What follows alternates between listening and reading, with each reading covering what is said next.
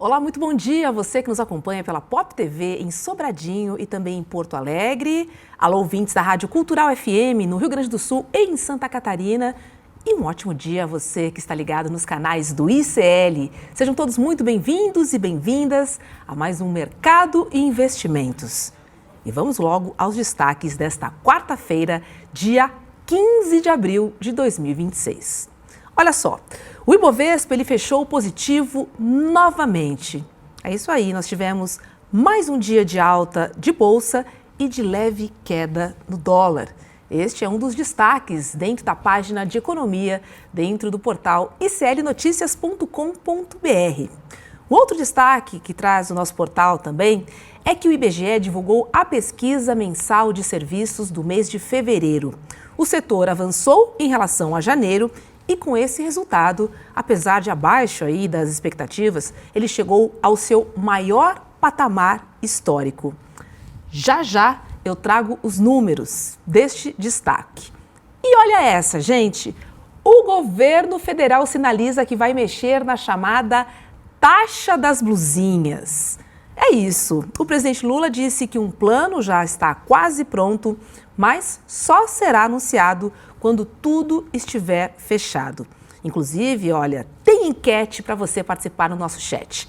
A pergunta é a seguinte: a taxa das blusinhas mudou o seu hábito de compra? Nós temos 3 opções. Sim, eu compro mais no Brasil. Não, eu continuo comprando fora. Ou 3, nunca comprei fora. Então, nós temos 3 opções. A gente quer entender aí o seu hábito de consumo, principalmente aí porque talvez tenhamos mudanças na taxa das blusinhas. E aproveite, não esqueça de dar o seu like também na página do ICL, nos nossos canais do YouTube e até para você que está acompanhando nas redes sociais. Coraçãozinho, like, para você engajar nos nossos canais do ICL. Bom, tem mais um destaque que eu vou trazer hoje, tá? É que ontem o Fundo Monetário Internacional jogou um verdadeiro balde de água fria na economia global. E, ao mesmo tempo, ele reservou uma surpresa para o Brasil. É que com a guerra no Oriente Médio, que a gente tem acompanhado, ainda guerra que a gente não tem previsão aí, né, para acabar, o nosso país aparece como um dos poucos que teve uma notícia um pouco mais positiva. E eu vou tratar desse assunto daqui a pouquinho com a professora Carla Bene, tá? Mas antes, vamos dar aquela passada tradicional na nossa agenda do dia. Bota na tela aqui, por favor, já tá aí, ó. Às 6 da manhã, na zona do euro, saíram os dados da produção industrial de fevereiro. Às 8 horas, já aqui no Brasil, nós conhecemos o Índice Geral de Preços, o IGP-10, pela FGV. Lembrando que o IGP-10 é o índice que mede a variação média dos preços entre os dias 11 do mês anterior e 10 do mês de referência, no caso, o mês de abril, tá? Continuando a nossa agenda, às 9 da manhã, aqui no Brasil ainda, o IBGE divulgou a pesquisa mensal de comércio de fevereiro. Nos Estados Unidos, às 11, o que aconteceu? Foi publicado o Índice de Confiança das Construtoras do mês de abril. E daqui a pouco, às 11h30, saem os dados de estoques de petróleo, gasolina, destilados e a taxa de utilização das refinarias da semana até 10 de abril. Rodando a nossa agenda, às 3 da tarde, o mercado acompanha o livro Bege do Fed, um dos principais termômetros da economia dos Estados Unidos. Às 11 horas, na China, às 11 da noite, a NBS divulga os dados do PIB do primeiro trimestre. E também a produção industrial, as vendas no varejo e os investimentos em ativos fixos. Nos Estados Unidos, durante o dia, acontecem as reuniões de primavera do FMI e do Banco Mundial. Estas reuniões vão tomar aí a semana toda. A gente tem acompanhado aqui na nossa agenda. Bora então para o fechamento de ontem, gente, porque a terça-feira foi mais um dia positivo aí para a Ibovespa e essa é a 11ª alta seguida. E o índice já bate na porta dos 200 mil pontos. O dólar fechou em queda, mas quase ali, ó, no 0 a 0. A gente tem aqui o fechamento, os números do fechamento para você, ó. Então, o Ibovespa fechou positivo em 0,33%. aos 198.657 pontos. O dólar fechou levemente negativo, aí em 0,07%, cotado a R$ 4,99, ainda abaixo dos 5, tá? O S&P encerrou em alta, né, com 1,18%, e a Nasdaq subiu 1,96%. Já vimos a agenda, já acompanhamos o fechamento, agora é a hora da professora Carla Bene participar aqui do nosso Mercado e Investimentos. Professora, seja muito bem-vinda, bom dia. Bom dia, Roberta, bom dia a todos, é um prazer estar aqui com vocês. Vamos lá, vamos começar pelos dados, professora, do setor de serviços, porque o IBGE divulgou ontem a pesquisa mensal de serviços do mês de fevereiro. O setor avançou apenas 0,1% em relação a janeiro, um resultado, então, abaixo do esperado, mas que ainda assim levou o segmento de serviços ao seu maior patamar histórico. Os destaques positivos foram informação e comunicação, com alta de 1,1%, e os serviços prestados às famílias, que avançaram 1,4%. Professora, como é que a gente interpreta esses dados da pesquisa mensal de serviços de fevereiro? De forma geral, eles indicam uma economia ainda aquecida ou será que já sinaliza aí um movimento de acomodação, hein? Olha, a economia sim, ela continua ativa, ela continua pujante nessa questão dos serviços, mas você já começa a observar uma queda de atividade. Então, o dado é importante, o dado é relevante, os serviços estão ativos, porque a gente também não pode esquecer que isso tem a ver com as faixas de renda de quem consome. Quanto maior a faixa de renda, maior é o consumo de serviços, quanto menor a faixa de renda, maior é o consumo de bens e bens básicos. Então, sim, estamos bem na área de serviços, mas, obviamente, com relação a quase 4 anos já de taxa de juros a 2 dígitos, a gente começa a ter uma redução, mas ainda a economia nossa continua resiliente. É isso, né? Lembrando que essas taxas altas, elas servem como um freio, né? Assim, fica difícil de aquecer a economia. Então, a gente já está sentindo aí os resultados dessa taxa. Agora, o IBGE, ele destacou também o crescimento do setor de informação e comunicação, que vem se consolidando, principalmente desde a pandemia. O que está sustentando esse resultado, professora? Bom, a nossa vida mudou depois da pandemia. Então, a utilização de internet, por exemplo, ela não é mais uma opção, né? Você precisa de internet. Olha aqui a nossa conversa aqui. Sim. Eu não tenho como opção não ter o acesso à internet. Como ela é uma prestação de serviços, você não compra isso. Você aluga o direito de usar. Então, nós também temos hoje várias opções, né? Foram fatiadas as faixas, digamos assim, então outras empresas menores pegaram para áreas, por exemplo, que você não tem acesso das grandes empresas, esses trechos foram fatiados. Então, você tem mais oferta hoje em dia, mas é basicamente o aluguel, ou seja, mais uma conta que você tem que pagar todo mês para poder usar a internet. E isso daí ficou consolidado fortemente depois da pandemia. E também tem a parte dos streamings, né? Então, seja a Netflix ou qualquer um deles, as pessoas também continuam pagando muito para poder ter acesso aos filmes e ao que for. Sim, e os hábitos adquiridos, principalmente durante a pandemia, a gente percebe que eles ficaram, né? Assim, tanto do consumo de dados, de filmes, na maneira de comprar. Daqui a pouquinho a gente vai falar sobre a taxa das blusinhas também. Agora, professor, o relatório ele enfatizou também que a atividade turística ela recuou 0,9% em fevereiro. E essa é a terceira queda seguida, né? Acumulando uma perda de 1,7%. Como é que a gente pode interpretar esse cenário, hein? Seria apenas um ajuste momentâneo depois de um período de crescimento? Isso. Ou será que já indica uma preocupação com o setor turístico? A gente sabe que os preços das passagens subiram também, né? Sim, exatamente. Isso é um ajuste por causa dos preços das passagens que subiram. Mas é importante lembrar que o setor de turismo no Brasil, ele está extremamente dinâmico. É só você entrar em qualquer rodoviário ou em qualquer aeroporto que você vai ver aquilo absolutamente lotado. Nós tivemos problemas essa semana aqui em São Paulo, onde por 30 minutos os 3 aeroportos pararam, Congonhas, Guarulhos e Viracopos. Foi literalmente um caos, foram 8.000 passageiros com problemas. Então, isso está muito dinâmico, o setor de turismo como um todo, inclusive hotelaria, tudo. Mas o aumento das passagens fez esse ajuste. Então, quando você tem um dado que estava subindo há muito tempo, ele começou a dar uma freada. Parece que estaria entrando num processo de uma certa dificuldade, mas ainda não. A gente precisaria de outros meses para poder fazer essa avaliação, Roberto. Agora tem um assunto que eu gosto muito de tratar, que é sobre a taxa das blusinhas, um tema bem popular, porque ele atinge a todas as pessoas, tendo você muito dinheiro ou não. Assim, dá para fazer a compra, porque os preços são variados, né? É o seguinte, olha, desde 2024, quem compra roupas, eletrônicos e acessório em plataformas de compras internacionais principalmente, paga 20% de imposto sobre pedidos de até $50. E é óbvio que eu estou falando, então, da taxa das blusinhas, pelo menos como ficaram famosas, né? Mas não são só as blusinhas, a gente está falando de pedidos que custam até $50. 5 vezes 5, 25. R$ 250, tá?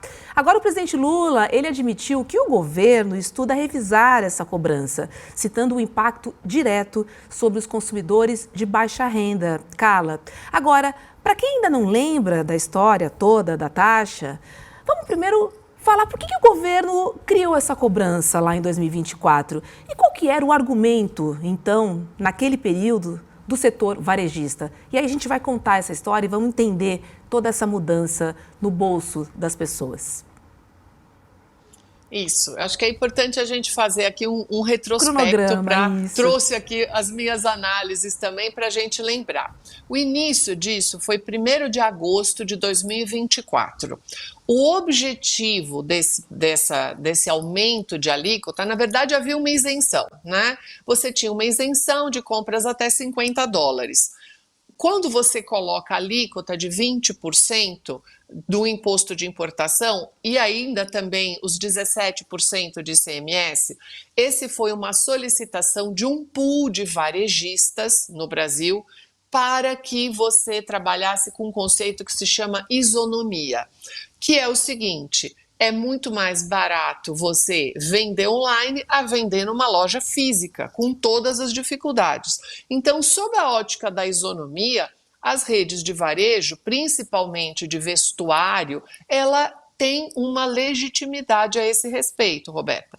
E para o governo, qual foi o argumento dele? A gente vai aumentar a arrecadação, porque imposto de importação é um imposto federal. Então, ele entra direto no orçamento público, lá nas receitas. Então, qual foi o resultado disso? Eu peguei 2 dados aqui interessantes.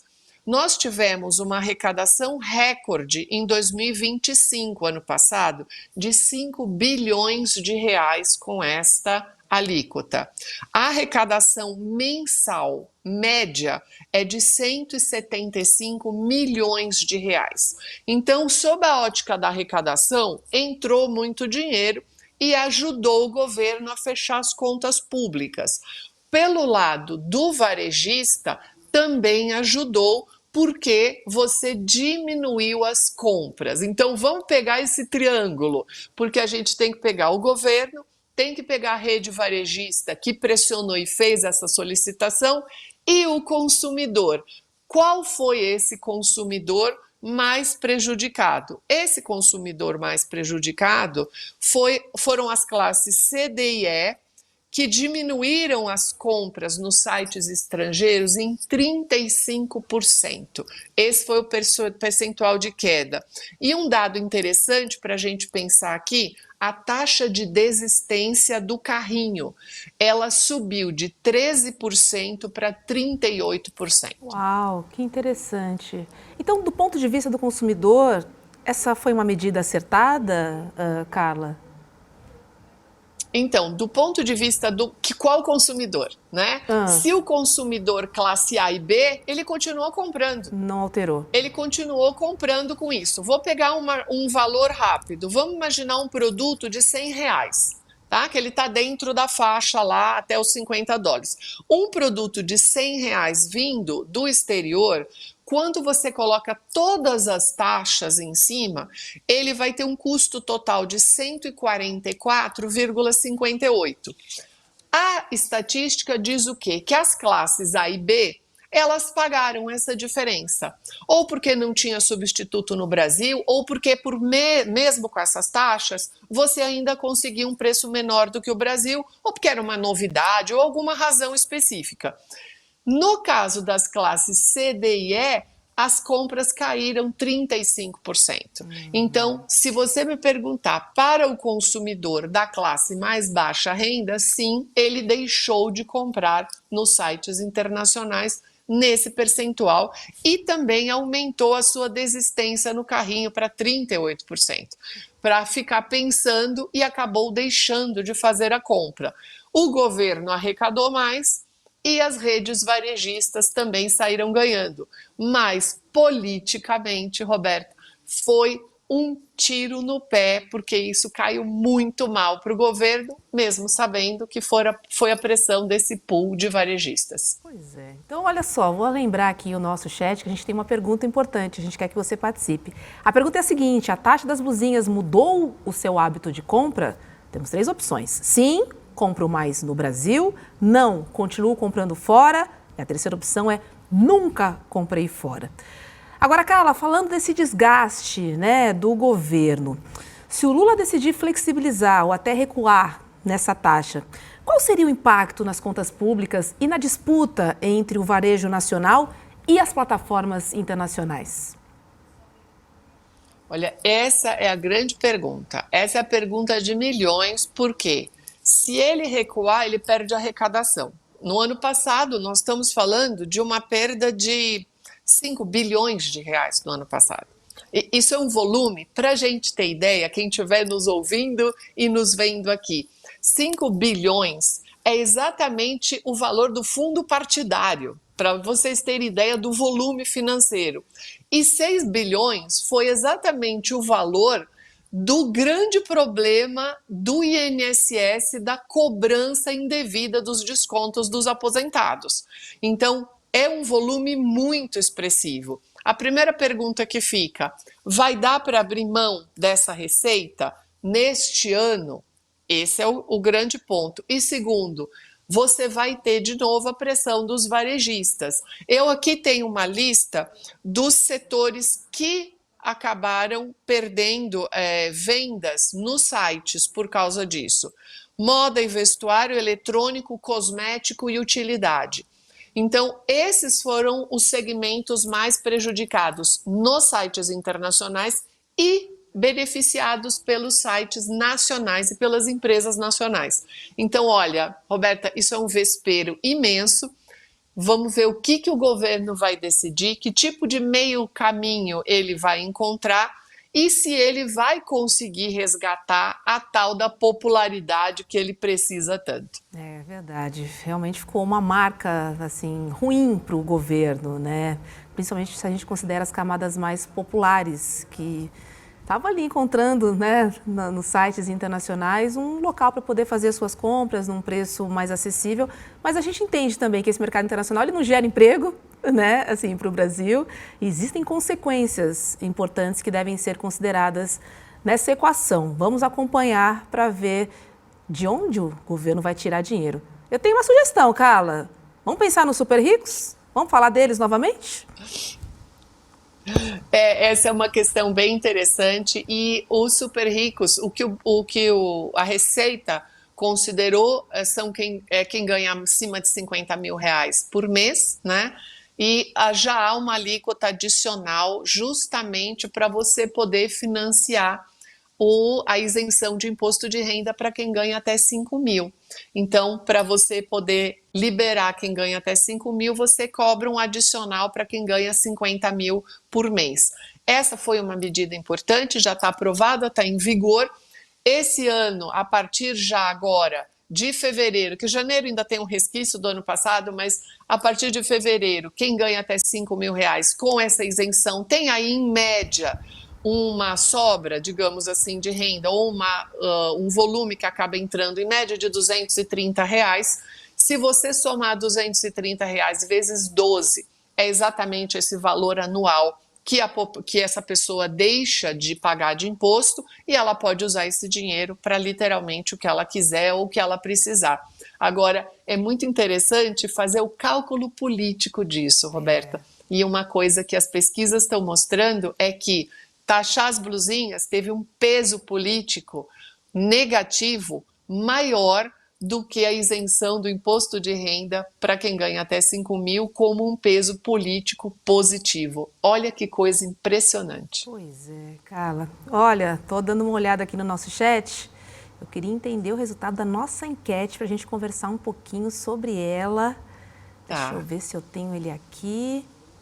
Olha, tenho sim, ó. A gente perguntou, né, se você mudou o seu hábito de compra. Então tá aqui no telão, ó. 34% dizem que continuam comprando, né, fora, ou seja, nos sites internacionais. 34% está dizendo que compra mais no Brasil, depois, né, dessa taxa nas blusinhas. Então temos um empate aqui no nosso chat em 34%. E 32% dizem que nunca comprei fora. Uau, para esses 32%, hein, Carla? É muito interessante, é muito interessante. Ou seja, isso também mostra o padrão de renda dos nossos a nossa comunidade, aqui né? na nossa comunidade no chat. Então, é muito interessante isso daí, como é que funciona. E sim, houve uma migração muito interessante para os sites nacionais. No entanto, que essas grandes plataformas também ampliaram as lojas nacionais. Então, agora a pessoa acaba decidindo, mas isso estatisticamente está muito relacionado à faixa de renda. Então, o percentual que continua comprando no site internacional, mesmo com elevação de preços, pertence a uma classe A e B. A e B. Aí, comunidade do ICL, hein? Ó, gastando nos sites internacionais. É isso aí. Todos trabalhados na riqueza. Trabalhados na riqueza, na prosperidade, é isso aí. Professora Carla Bene, muito obrigada. E a gente se encontra amanhã aqui no Mercado Investimentos. Um beijo para você e uma boa quarta-feira. Um beijão para todos e até amanhã. Olha só, gente, você sabia que o ICL Notícias tem uma newsletter para você ficar por dentro das últimas notícias e também das coberturas exclusivas no nosso jornalismo independente? Pois é, então você pode correr e assinar a nossa newsletter do ICL Notícias, porque ela traz uma seleção especial dos principais conteúdos do nosso portal, com curadoria dos nossos colunistas e também dos jornalistas, que você sabe, aqui no ICL a gente trabalha com jornalismo sem filtros corporativos e sem interesses escondidos. Você assinando, você recebe direto no seu e-mail as análises, tem reportagens e as principais notícias para entender o que realmente está em jogo.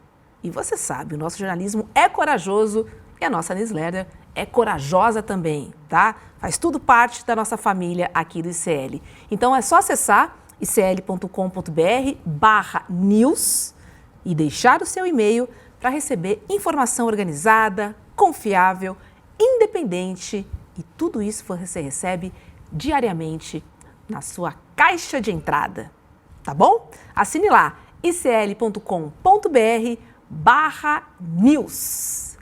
Vou ficar por aqui, viu? Obrigada a você que participou da nossa enquete aqui no nosso chat. E amanhã a gente tem um encontro marcado aqui no ICL Mercado e Investimentos. Você fica agora com o Rolê ICL. Tá chegando aí Guga Noblar e William De Luca. Estão chegando os meninos do andar de cima aqui dos nossos estúdios. Um beijo para você e bom rolê.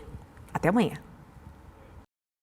William, você já sofreu censura online? Mais do que como jornalista, mas como produtor de conteúdo para as redes sociais, inúmeras vezes já tive conteúdos censurados ou banidos sem nenhuma explicação viável.